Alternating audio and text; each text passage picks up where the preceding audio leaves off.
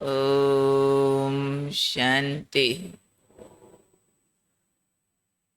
आज का स्वमान, मैं सदा विजयी आत्मा हूँ। सदा विजयी बनने के लिए आज बाबा ने 3 बातें समझाई हैं, जो पूरी पढ़ाई का सार है। उसमें पहली बात है, अपने कर्म बंधनों को तोड़ना है। दूसरा, पुराने संस्कारों को मोड़ना है। तीसरा, सर्व संबंध एक बाप से जोड़ने। तो 3 शब्द सार हैं सारी पढ़ाई का। तोड़ना, मोड़ना, जोड़ना। तोड़ना है कर्म बंधनों को, मोड़ना है पुराने संस्कारों को, और सर्व संबंध जोड़ने हैं एक बाप से। तो बाबा ने कहा, ये 3 शब्दों की स्मृति अगर आपको ठीक से रहती है तो आप संपूर्ण विजयी बन जाएंगे। इसके लिए फिर बाबा ने 2 बातें याद रखने को बोला। एक बात याद रखो कि इन नयनों से इस विनाशी दुनिया का जो कुछ भी देखते हैं सब विनाश होने वाला है। पहली बात ये याद रखो कि इन नयनों से इस विनाशी जगत का जो कुछ भी देखने वाले हैं, देखते हैं, वो सब विनाश होने वाला है। दूसरी बात क्या याद रखो, पुराने को देखते हुए भी बुद्धि से नई सृष्टि को और नए संबंधों को देखो तो आपकी कभी भी हार नहीं होगी। बहुत करके नहीं तो मुरली सुनते भी हैं, पॉइंट याद रखते भी हैं, लेकिन दिनचर्या में पुराने संबंध और पुरानी सृष्टि की बातें, यानी जो पुराने रोल हैं, वो हावी होते रहते हैं। कहीं संबंध हमारे ऊपर हावी होते रहते हैं, कहीं पर पोजीशन कोई है अपनी वर्क प्लेस पर, वो हावी होता रहता है। कहीं कलयुगी दुनिया की और बातें हैं मैं और मेरा वाली, वो ज़्यादा प्रभावशाली हो जाती हैं, उससे हार हो जाती है, क्योंकि वो देवभान की बातें हैं। परंतु बाबा ने बताया उसको रिप्लेस करो, क्योंकि याद रखो इन आँखों से जो कुछ देख रहे हैं सब विनाश होने वाला है। तो अंदर की आँख से, बुद्धि की आँख से, स्मृति की आँख से नई सृष्टि दिखती रहे, नए संबंध दिखते रहें। तो चेक करो प्रैक्टिकल में ऐसा कितना होता है कि पुराने रिश्तेदार देखते भी स्वर्ग के रिश्तेदार याद आए कि आज तो ये शूद्र कुल के हैं, कल हम बस देव कुल में गए कि गए, हमारे रिश्ते सारे देवताओं से होंगे।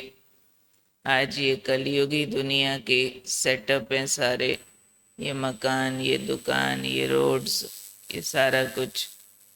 और कल हम अपनी सतयुगी दुनिया के बाजार में होंगे, सतयुगी महलों में होंगे, सतयुगी रिश्तों में होंगे।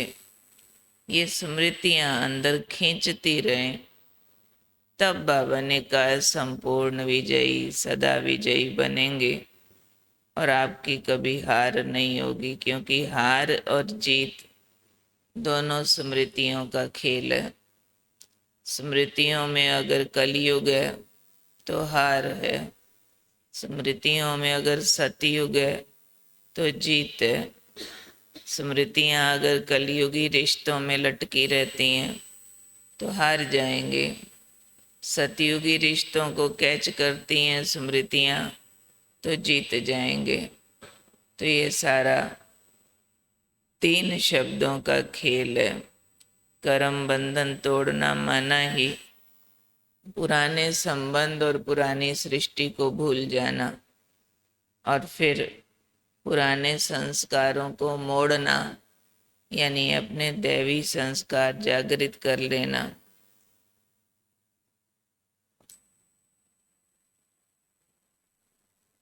और एक बाबा से सर्व संबंध जोड़ना। बाबा से अगर हमारे सारे रिश्ते जुड़ जाते हैं तो अपने आप लौकिक संबंध रिप्लेस हो जाते हैं। खिंचाव नहीं रहता उसमें, उनका प्रभाव नहीं रहता। नहीं तो अगर लौकिक का ही खिंचाव भी बना हुआ है, प्रभाव भी बना हुआ है, तो समझो माया का प्रभाव बना हुआ है। फिर विजयी कैसे होंगे? क्योंकि माया के आगे अपने आप को सरेंडर किया हुआ है। तो बाबा के इन महावाक्यों पे हम ध्यान दें कि सदा विजयी आत्मा हूँ मैं। इन आँखों से जो कुछ देखती हूँ मुझे याद रहता है कि सब विनाश हुआ पड़ा, और मुझे नई सृष्टि, नए संबंध सदा दिखाई देते रहते हैं। बैठ बैठ के भी, स्पेशल भी आज नई सृष्टि को याद करना, नए संबंधों को याद करना, और स्पेशल देख देख के भी सोचना इन आँखों से जो कुछ देखते हैं सब नाशवान वस्तु और व्यक्ति हैं, सब विनाश होने वाले हैं। ये कोई अपशगुन नहीं है, अपने को डराने की बात नहीं है, लेकिन तैयारी है। हम सब अपनी ठीक तैयारी करते हैं। आज का याद की यात्रा का पॉइंट सुनते हैं।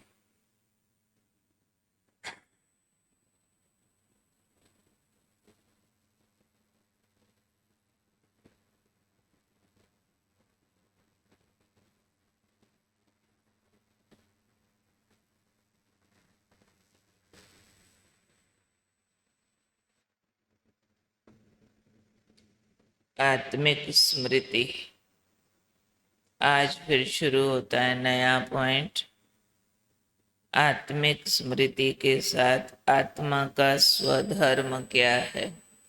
आवाज आप लोगों को स्पष्ट सुनाई दे रही है? आत्मा का कोई धर्म नहीं होता, वह तो आत्मा आत्मा ही है। फिर जब शरीर में आती है तो शरीर के धर्म अलग अलग होते हैं। आत्मा का धर्म क्या है? एक तो आत्मा बिंदी मिसल है और शांत स्वरूप है। शांति धाम, मुक्ति धाम में रहती है। ये आत्मा के मूल धर्म कहे जा सकते हैं। बाकी सारे धर्म तो शरीर मिलने के बाद बनते हैं, तो उसके लिए कहेंगे वो धर्म कोई भी आत्मा के धर्म नहीं है। हिंदू, मुसलमान, सिख वगैरह ये तो दैहिक धर्म है। तो आत्मा का धर्म क्या है? आत्मा बिंदी मिसल है, शांत स्वरूप है, शांति धाम, मुक्ति धाम में रहती है। आज का मनन चिंतन का प्रश्न, जब आत्मा का कोई धर्म नहीं होता तो आत्मा का स्वधर्म क्या है? जब आत्मा का कोई धर्म नहीं होता तो आत्मा का स्वधर्म क्या है? अपने स्वधर्म की स्मृति में स्थित रहने से मेरे विचार और कर्मों में क्या परिवर्तन आता है? अपने स्वधर्म की स्थिति में स्थित रहने से मेरे विचार और कर्मों में क्या परिवर्तन आता है। जब आत्मा का कोई धर्म नहीं तो आत्मा का स्वधर्म क्या है। अपने स्वधर्म की स्मृति में स्थित रहने से मेरे विचार और कर्मों में क्या परिवर्तन आता है।